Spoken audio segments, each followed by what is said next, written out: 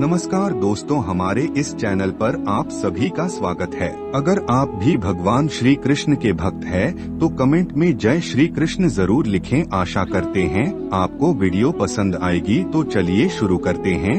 आपको यह तो पता ही होगा कि मनुष्य द्वारा किए गए कर्म इतनी शक्तिशाली होते हैं कि वह उसका पीछा कभी नहीं छोड़ते। यहाँ तक कि मनुष्य की संगति दुर्गति, अगला जन्म वह अगले जन्म के भी सुख दुख सब मनुष्य के कर्मों पर ही निर्भर करता है। यह भी सत्य है। दोस्तों, वीडियो के अंत तक बने रहिए कि आपके हाथों की रेखाएं प्रतिदिन बदलती रहती हैं। यह सब केवल कर्मों का ही खेल है। कर्म आपका पीछा कभी नहीं छोड़ते। कर्मों का फल इसी जन्म में या अगले जन्म में किसी न किसी रूप में जरूर मिलता है। इस वीडियो में हम आपको कर्मों की गति को उदाहरण सहित समझाने का प्रयास करेंगे। कृपया वीडियो को पूरा देखें और दोस्तों, हमारे परिवार का हिस्सा बनने के लिए चैनल को सब्सक्राइब करें और बेल आइकन जरूर प्रेस करें। मनुष्य द्वारा किया जाने वाला प्रत्येक कर्म क्रिया रूप है। कर्म अपना फल देने के बाद ही समाप्त होते हैं। जब तक कर्म फल नहीं देते तब तक वह समाप्त भी नहीं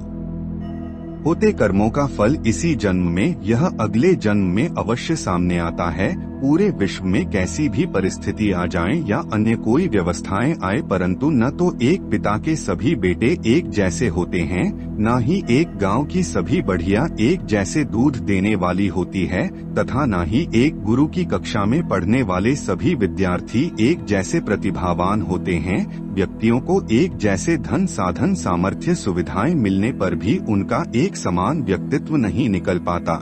एक जैसे मकान में रहकर भी सभी एक जैसा सुख नहीं हो पाते हैं। एक ही पद पर बैठा हुआ एक आदमी तो सम्मान प्राप्त कर लेता है, लेकिन कोई दूसरा व्यक्ति उसी पद पर बैठकर वह स्थान प्राप्त नहीं कर पाता, क्योंकि बाहर से आप कुछ भी चेक कर ले, जो व्यवस्था परमात्मा की है, जो कर्मों का संविधान है, वह अपना कार्य अवश्य करेगा। प्रायः माता पिता बच्चों के भाग्य को ऊंचा करने का प्रयास करते हैं। वे सोचते हैं कि हमने इनका भाग्य बना दिया। भांजे लिखने वाला मनुष्य नहीं विधाता है। जो वह लिखते हैं वह जीवन में जरूर सामने आता है। मनुष्य किसी का भाग्य निर्माण नहीं कर सकता। मनुष्य का स्वभाव है कि वह हमेशा ही दूसरों को दोष देता है, लेकिन जो भी दुख हम भोग रहे हैं वे हमारे ही कर्मों के परिणाम हैं। कुछ कर्म ऐसे भी होते हैं जो आपके खाते में जुड़ जाते हैं। कर्मों में जो अच्छे हैं वह अच्छा रुगुड़ी है भी बुरा फल देंगे। इसे हम कथा द्वारा और भी सरलता से समझने का प्रयास करेंगे। एक बार एक गांव में भगवान शिव का अति प्राचीन मंदिर था। वहां रोज एक पंडित और एक चोर आते थे। पंडित अत्यंत भक्ति भाव से शिवलिंग पर फल और दूध चढ़ाकर पूजा करता था। वह वहीं बैठकर शिव स्तोत्र का पाठ करता और घंटों श्रद्धा से शिव का ध्यान करता। दूसरी ओर उसी शिव मंदिर में एक चोर भी प्रतिदिन आता था। वह आते ही शिवलिंग पर डंडे मारना शुरू कर देता और अपने भाग्य को कोसता हुआ भगवान को अपशब्द कहता। अपने भाग्य का सारा दोष वह भगवान शिव पर मरता और उन्हें अन्याय व पक्षपाती ठहरा था। दिन पंडित और चोर दोनों साथ साथ ही मंदिर में आए और अपने प्रतिदिन की प्रक्रिया दोहराने लगे। कुछ समय बाद दोनों मंदिर से बाहर आए। तभी चोर को द्वार के बाहर आने पर सोने के सिक्कों से भरी एक थैली मिली। उसी समय पंडित के पैर में लोहे की कील से गहरा घाव हो गया। सिक्के मिलने से चोर को अत्यंत प्रसन्नता हुई, परंतु पैर में गहरा घाव होने के कारण पंडित बड़ा दुख हुआ और रोने लगा। सभी भगवान शिव वहां प्रकट हुए और पंडित से बोले, पंडित जी, आज के दिन आपके भाग्य में एक बहुत बड़ी घटना आपके साथ घटित होने वाली थी, किंतु मेरी पूजा करके अपनी शक्ल से उस घटना को आपने केवल एक गहरे गांव में बदल दिया। और अगर इस चोर के बारे में बात करें तो आज के दिन इसे राजा बनकर राज सिंहासन पर बैठना था, किंतु इसके कर्मों ने इस केवल स्वर्ण मुद्रा का ही अधिकारी बनाया। यह सब इस चोर के दुष्कर्म और आपके सब कर्मों से ही संभव हो पाया। वस्तुतः अपना भाग्य निर्माता मनुष्य स्वयं ही होता है।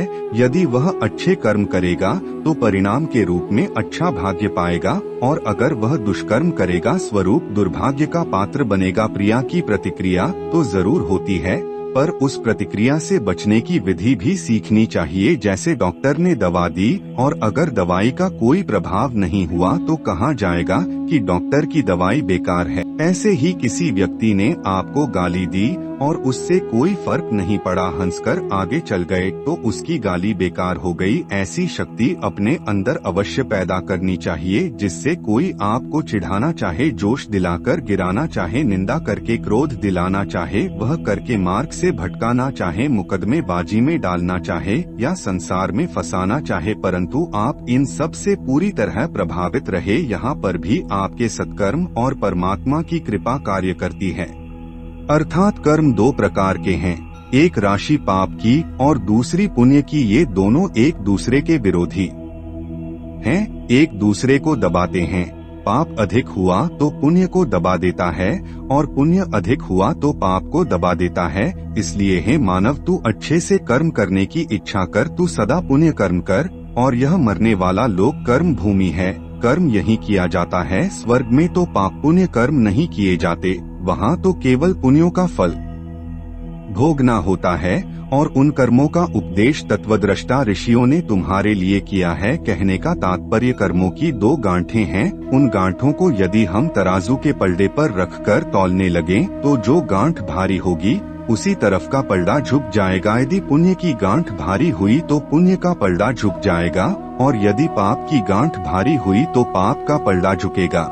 इस प्रकार तराजू पर रखकर तोलने से पाप पुण्य के पलड़े ऊपर नीचे होते रहते हैं। अब प्रश्न है कि पाप कर्म कौन है और पुण्य कर्म कौन है, अथवा अच्छा कर्म कौन है और बुरा कर्म कौन है। इसकी सरल सी पहचान है कि जिस कर्म को करने से आत्मग्लानि पैदा हो वह पाप कर्म या बुरा कर्म है, और जिस कर्म के करने से मन में प्रसन्नता हो, मन खिल जाए, वह पुण्य कर्म है। पर यह परिभाषा भी संतोषजनक प्रतीत नहीं होती है।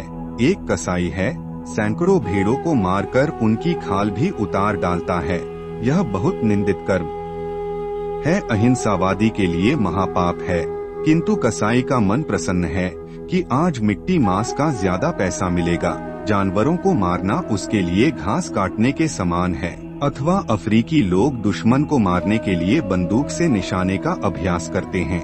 किसी आदमी के सिर पर अंडा रखकर निशाना साधते हैं, अंडा फूट जाए, निशाना सही बैठ जाए तो बड़े प्रसन्न होते हैं। कर्म बहुत खतरनाक और प्राणलेवा हैं, किंतु वे बड़े प्रसन्न होते हैं कि हमारा सिपहसलार कितना निशानेबाज है। तो कैसे समझें कि कौन कर्म पाप है या कौन कर्म पुण्य है। इसके लिए शास्त्रकारों का कहना है कि पाप पुण्य का नियम उन लोगों के लिए है जो आत्मा, परमात्मा, ईश्वर, धर्म आदि पर विश्वास रखते हैं, जिनके पास समझ है। जिन लोगों को इसका ज्ञान ही नहीं कि धर्म क्या है या अधर्म क्या है, उनका जीवन तो जानवरों के समान है। वे सब तो प्राकृतिक जीवन बिताते हैं, वे नहीं जानते कि पाप क्या होता है और पुण्य क्या है, स्वर्ग क्या होता है और नरक क्या होता है। पाप पुण्य की व्यवस्था तो ज्ञानवान पुरुषों के लिए है। मरने के बाद मनुष्य भोगने के लिए नया काम चलाओ शरीर प्राप्त करता है। वह शरीर सूक्ष्म आकृति लेकर अभिव्यक्त होता है। काटने पीटने पर वह न तो खंड खंड होता है और न ही मरता है। दोस्तों, आज का वीडियो कैसा लगा हमें कमेंट करके जरूर बताएं।